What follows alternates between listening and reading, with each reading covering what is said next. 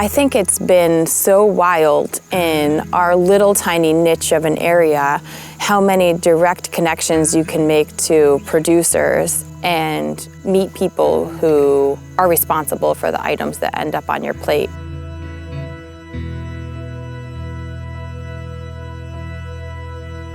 You have to love farming with like your heart and your soul, because it will break your heart in every way possible. And you have to be able to really, like, deep down, just love what you do.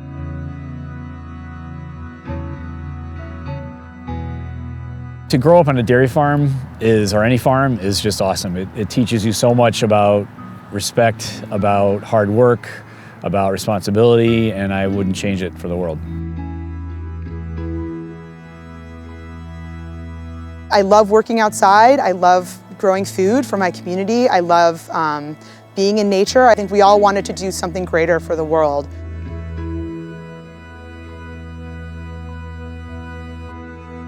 There's a deep amount of satisfaction seeing something go from seed to harvest. There's a deep amount of satisfaction from providing really good, nutritionally dense, fresh, synthetic chemical-free food. I love that we're caring for the same land that my grandpa was caring for 70 years ago. We're living the dream some days, and other days, you know, it's like, why did we choose to do this? But at the end of the day, you know, I can't picture us being anywhere else.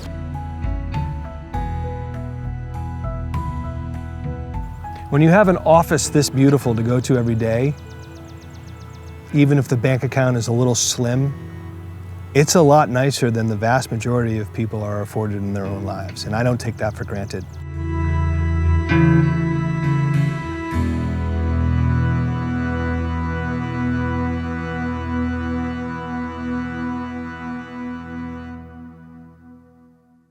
In early 2020, when we started to see the rise of excitement from customers at these CSA programs, we were like, we have finally got it. We finally nailed it this year. We had all the puzzle pieces in place. We finally got the greenhouse. We're planning to be bigger, and everybody's jumping on board. So it seemed like all the pieces in the early stages of 2020 were aligning. And then the pandemic hit. Scientists in China are trying to determine if a new virus strain is responsible for a pneumonia outbreak in the city of Wuhan. Health officials say this strain of the coronavirus has been spread to humans through exposure in handling of animals at the market.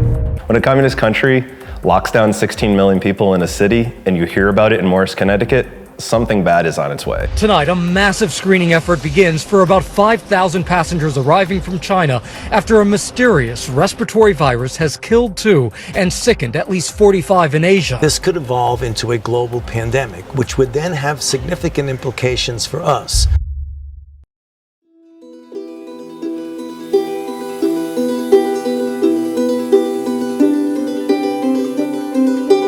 January, February, and even into March, we consider those our planning months. So what we try to do is try to fill our freezer. We buy all of our seeds. We start everything in our greenhouse. We start getting animals processed that we're going to have meat in the freezer. So when we hit the road in April and May, we'll have product on the shelves.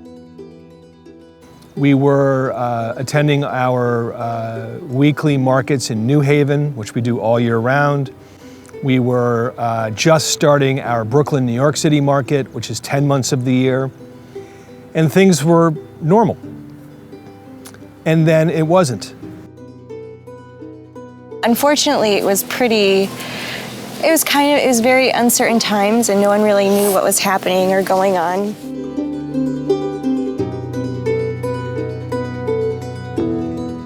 This is a unique situation, and I've never seen anything like this type of situation. It's really scary. It keeps me up at night. What scares me the most, obviously getting sick. As we know, it can strike anyone. This was going to be the first year that we were going to be able to start every single plant from seed. So as a grower, we were thrilled to offer that to our customers. And it all seemed like within 3 days, this tri-state area was completely turned on its head, and everyone's livelihood was suddenly put on hold. And we stopped attending markets because the shelter-in-place orders took away the advantage of crossing state lines to sell your products. There's no business plan that says, I expect there'll be a minimum 6-month pandemic, and you account for that.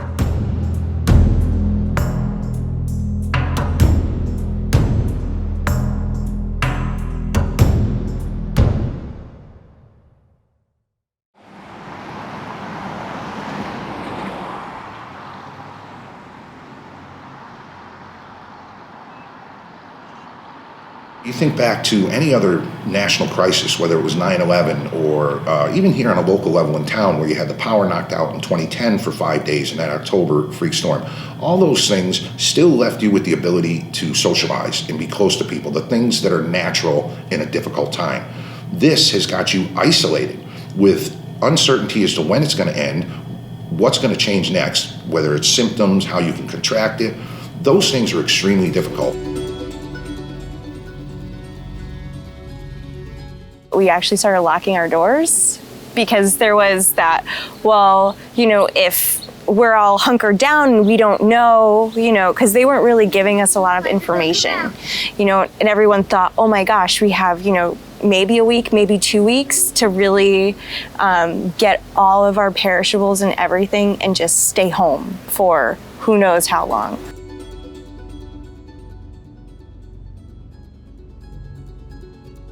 If this period of time projects across the next 2 to 3 months, this is now going to be devastating.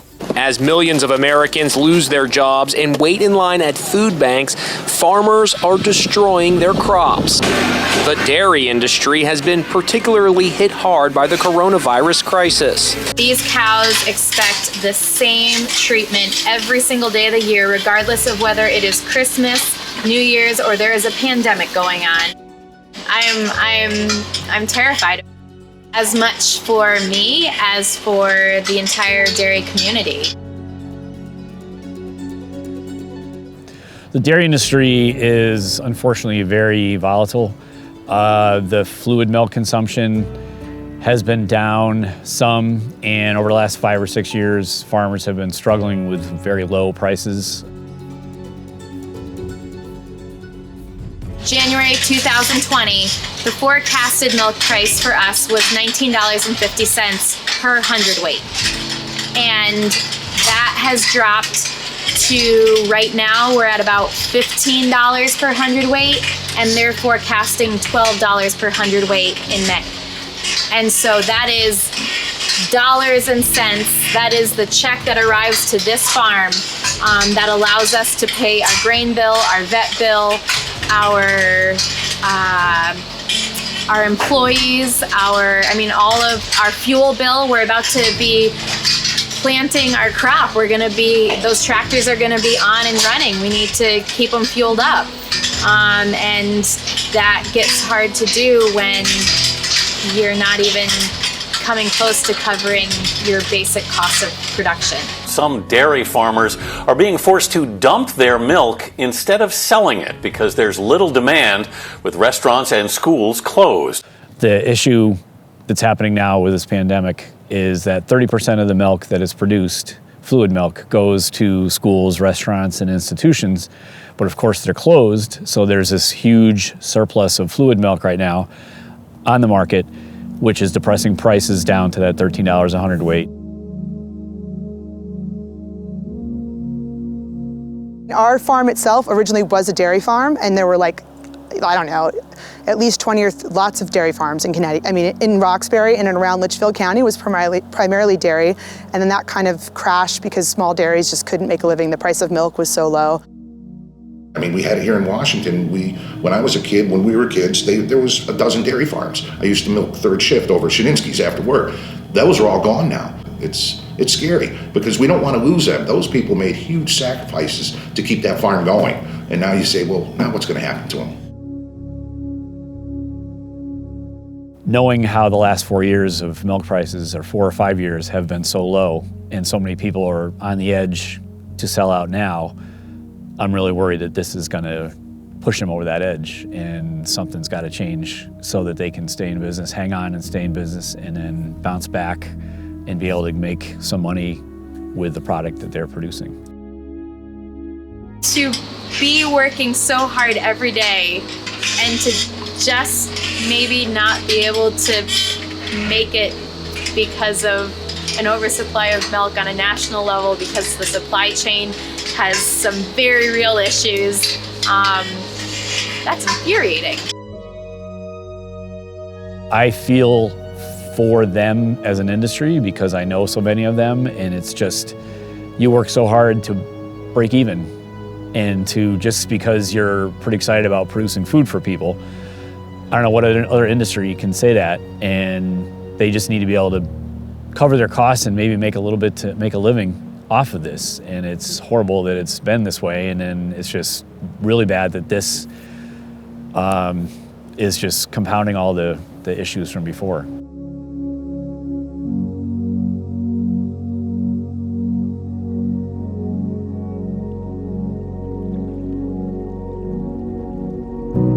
People look around and they see big homes, and some of the homes are second homes for people. It gives the appearance that everybody is well off in these areas, and that's really very inaccurate. Basically, rough estimate is 10% of the people are food insecure, meaning they're not sure where their next meal comes from. And you would never guess in the town of Litchfield or the town of Woodbury or Washington that that's true, but it is. So we came up with an idea after hearing about all the farms dumping milk and all this stuff, and about all the distressed milk, they call it, which is the milk that doesn't have a home for. We started thinking about it, and our theme this year is Operation Community Impact, with a focus on food security. So we decided to approach GIDA and some of the other dairy processing plants to see if they're willing to donate milk, to get a little bit of that milk out of the supply, the surplus, and then donate it to food pantries where the people need it. Again, connecting the dots with milk that doesn't have a home to people who really need it. And we were able to secure a donation for 1,440 half gallons of milk that we picked up this morning. In the Litchfield County 4-H parents and kids and volunteers, we had 25 cars lined up waiting for the truck to get there. Each of those people had a food pantry that they were going to with an order that the food pantry had put in. And the kids and the parents were really excited about helping this morning. It was an awesome thing to see. I find it very exciting. I find it very inspiring. Lily is 10 and Elizabeth and Abigail are 13 respectively. And this is showing them that, what leadership is all about. It's showing them that, doing good things and learning about different things will make them grow. It feels really good to help people that need the help during this time when they may not have everything that they need. We have the foods that we need, but they don't, so it feels really good to help them out when they need it.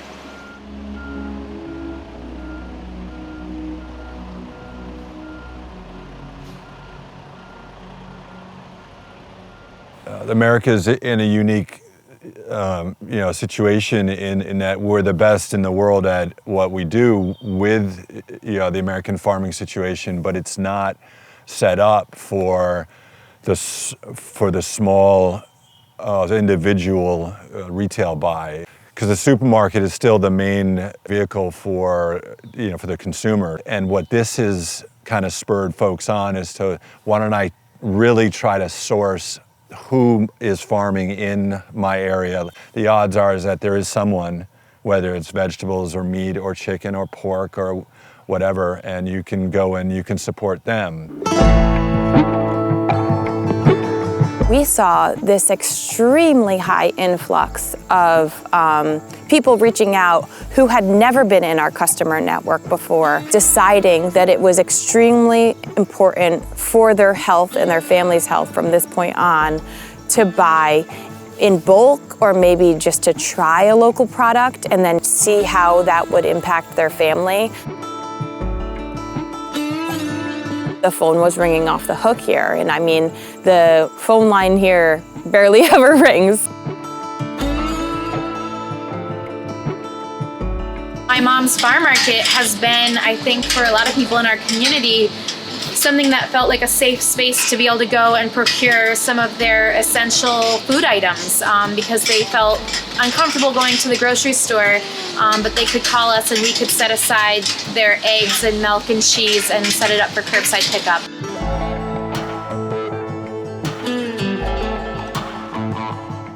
Whether they're neighbors or they're from Watertown or Thomaston or Litchfield, they've just been finding us on the internet and coming to the farm. It's been incredible exposure for us just to get to showcase where we live and what we do.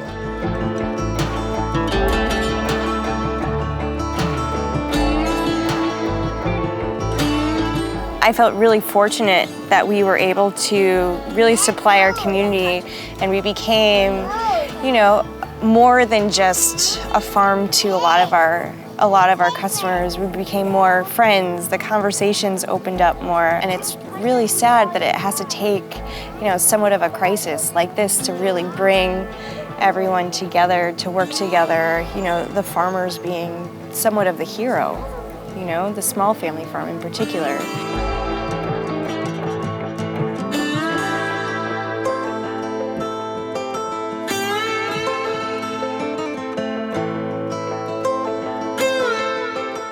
You know, half of good farming is good marketing. So the fact that you can sell directly to a customer, that's going to make your farm profitable because you're not going through anyone else. We love our farmers markets because we love our customers have been customers of ours since the market started. We love that connection with our customers. We love making good food and sharing that with all our customers and the communities that we sell to.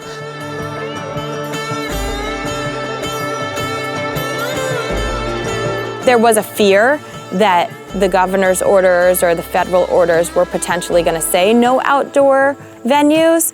And then I think by working these traditional models into a contemporary model that all could say this is safe and this is, you know, healthy and functional.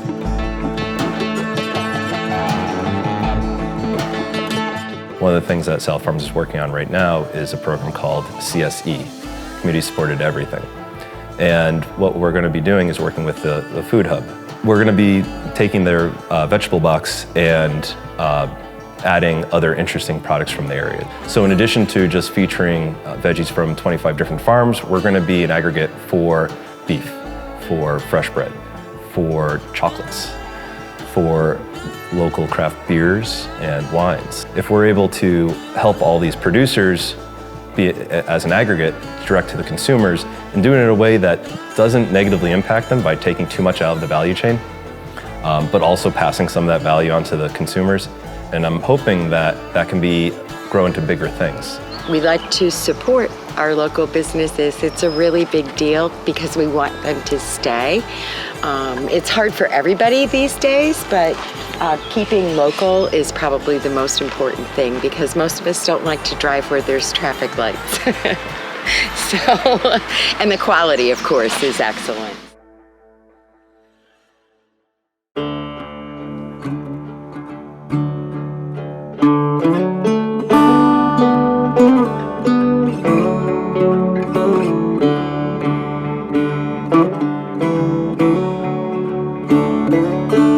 You know, we're part of a growing group of producers who we think are going to lead Litchfield County well into the 21st century and hopefully past that.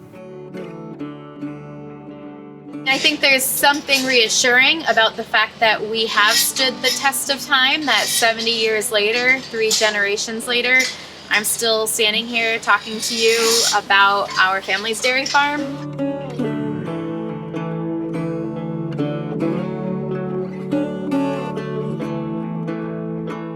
I think we live in a beautiful place. It's not the most economically advantageous place to have a dairy farm, but to be managing this landscape and having our family here is something that we take a lot of pride in. I feel like anyone that eats something from our farm, right, they become like part of our farm. So it's like that, you know, once you eat from Riverbank, you're part of here. We've taken care of this land for a long time. We grow really good food, and we want to just, you know, we want to feed our communities and of course make a living so that we can keep on doing what we do. We're in a beautiful place and we're so fortunate to be living in Litchfield County. It's a really incredible place. So I hope that, you know, our community, we can support our community can support us, and hopefully it'll be okay.